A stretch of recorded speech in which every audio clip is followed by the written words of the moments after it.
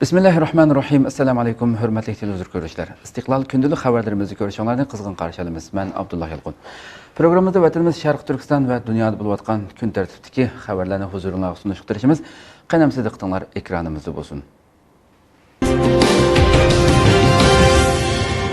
Saudiya Arabistonlik kishi Uyg'ur ayolining da'vosini to'xtatmaydiganligini bildirdi.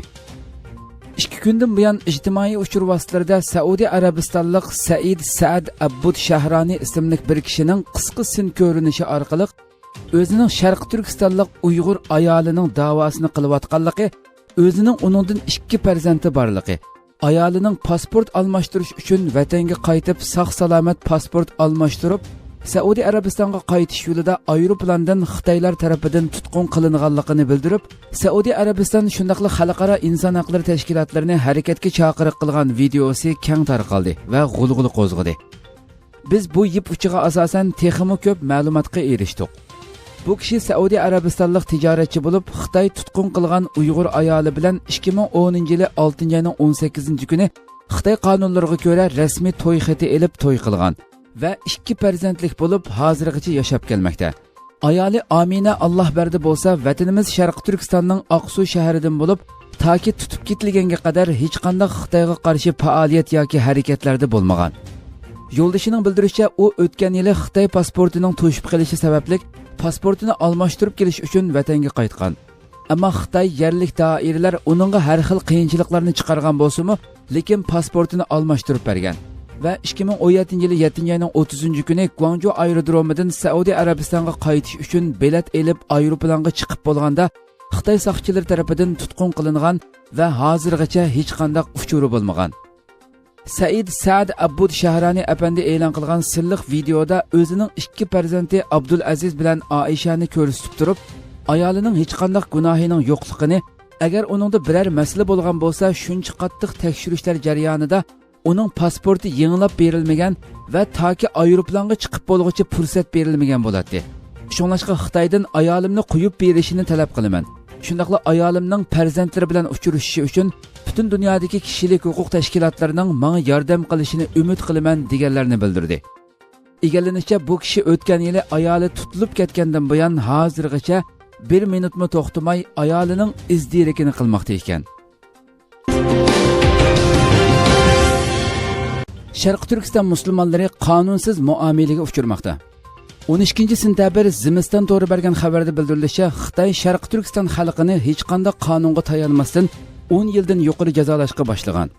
Xabarda Xitoy Jinoiy ishlar qonunining 120-moddasida kitob, unsin materiallari vositasi bilan zo'ravonlikqa aloqador mazmunlarni tarqatganlar ichidan ahvoli og'ir bo'lganlarga 5 yildan yuqori jazo berildi deyilgan bo'lsa-mu, biroq Sharq Turkistonlik yosh Odil do'stidan bir yo'tkalma diskini olganligi, diski ichida namoz o'qishni o'rganishga aloqador mazmunlarning borligi.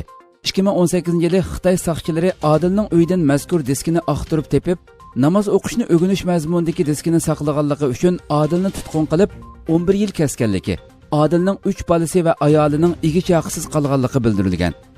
Xabarda yana Erkin bir yo'tkalma diskini qo'lga tushirganligi, mazkur diskining ichida nimalar bor ekanligini ko'rmasdan ansizlik ichida soqchiga ma'lum qilganligi. Erkin Xitoy soqchilariga o'zining hech qanday narsani ko'rmaganligini tushuntirgan bo'lsa-mu, biroq Xitoy soqchilari uni 15 yil kasganligi, Xitoy Sharq Turkiston xalqiga elib borgan bostirishlarida hech qanday qonunga asoslanmay tutqun qilib, bahona tepib, hech qanday qonuniy tartibdan o'tkazmasdan kesim chiqarayotganligi bildirilgan. Sharq Turkiston 2-Andalus bo'lish oldida. 10-sentabr Dunyo bulteni to'g'ri bergan xabarda bildirilishicha, Siyar vaqfining qurg'uvchisi ustoz Muhammad Amin Yildirim o'zining ijtimoiy uchur sahifasida Sharq Turkiston 2-Andalus bo'lib qolish oldida degan. Xitoyning Sharq Turkiston xalqi ustidan elib berayotgan inson qalbidan chiqqan bostirishlarga diqqatini bergan Muhammad Amin Yildirim, Sharq Turkistonning 2-Andalus bo'lib qolish ehtimolligining sabablarini tunishtirib o'tgan. Hamda Xitoyning Sharq Turkiston musulmonlarga elib berayotgan irqiy qirg'in qilish qilmishiga islom allaridan boshlab xalqaro jamiyatning sukut qilishi, ko'rmas bo'lib olishi, Sharq Turkistonning 2-Andalus bo'lib qolish ehtimolligining asosli sabablaridan biri ekanligini muayyanlashtirgan. Muhammad Amin Yildirim yana 30 million nüfusga ega Sharq Turkiston xalqi ichidan 4-5 million kishi lager yoki turmalarda so'loqda ekanligini, yuksak taraqqiy qilgan 21-asrda xalq olamning ko'z oldida bir millat qirg'in qilinishga boshlaganligini, bu xil ichinishli holatlar oldida musulmonlardan hech qanday inkos chiqmayli qolmay, balki tomoshabin bo'lib qarab turganligini hamda Sharq Turkiston xalqiga Allohning cho'qim yordam qilishini umid qiladiganligini bildirgan. Biz bunu bilsek ve bu ızdırabın ne demek olduğunu bilsek, başka hiçbir meseleyi konuşmayız ve yüzümüzü de yerden kaldıramayız. Bu bizim için bir zillettir, büyük bir zillettir. Eğer biz bu zilleti anlasaydık, o ayetlerde söylenen kum emrini üzerimize alırdık, ayağa kalkardık. Sorumluluğumuz neyse, çapımız, imkanlarımız çerçevesinde bir şeyleri seferber ederdik. Ve bu iş...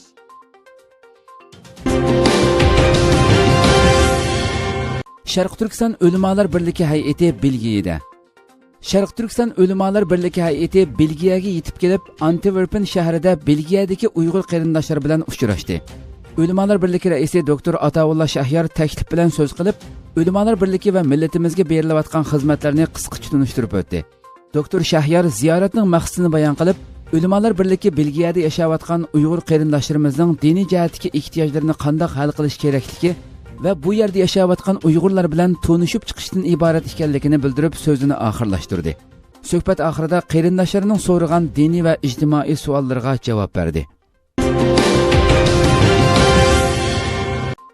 Birleşken Milletler Teşkilatı'nın yeni saylangan Kişilik Hukuk Ali Komissari Michel Bachelet Dushanbe kuni Birleşken Milletler Teşkilatı Kişilik Hukuk Kengashining yig'inida so'z qilib, Xitoyning Sharq Turkistondagi qayta tarbiyalash lagerlarini tekshirishga yo'l qo'yishga chaqirdi.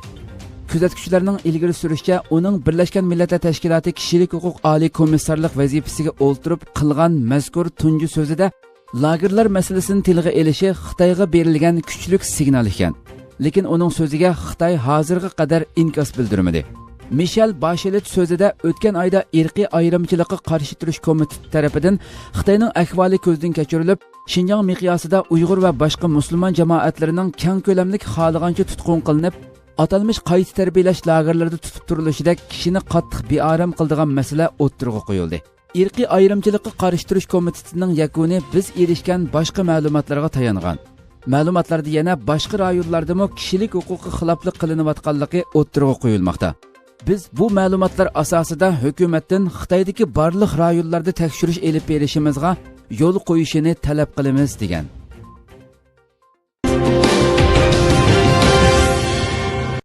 Putin bilan Shi ko'rishdi. Rossiya prezidenti Vladimir Putin Rossiyaning Vladivostok shahrida o'tkazilgan Sharq iqtisodiy munbirida Xitoy raisi Shi bilan ko'rishdi. 11 sentabr xabariyati to'rining bildirishicha, Putin Rossiyaning Vladivostok shahrida o'tkazilgan Sharq iqtisodiy munbirida Xitoy raisi Shi Jinping bilan ko'rishgan. Xabarda ko'rishishdan keyin Vladimir Putin muxbirlarning savollariga javob berib, Rossiya bilan Xitoy orasidagi savdo summasining bultur 30% dan eshib 50 milliard dollarga yetganligi, bu yilning oxirigacha savdo summamizning 100 milliard dollarga yetishiga ishonaman degan. İki davlat orasidagi savdoda milliy pullarning ishlatilish masalasida to'xtalib, Rossiya bilan Xitoy ikki davlat orasidagi savdoda milliy pullarning ishlatilishini qo'llaydiganligini, savdoda milliy pullar ishlatilsa, bankchilik sistemalari sog'lom bo'ladiganligini bildirdi.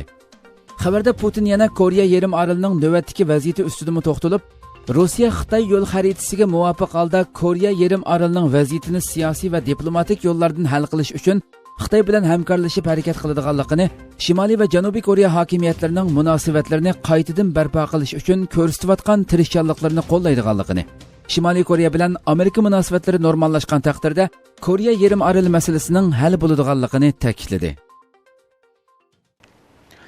Hurmatli televizor ko'ruvchilar, shunday qilib bugungi xabarlarimiz mush yerda oxirlashdi. Atki xabarimizni ko'rishgacha sizlarni Janobiy Alloh topshiramiz.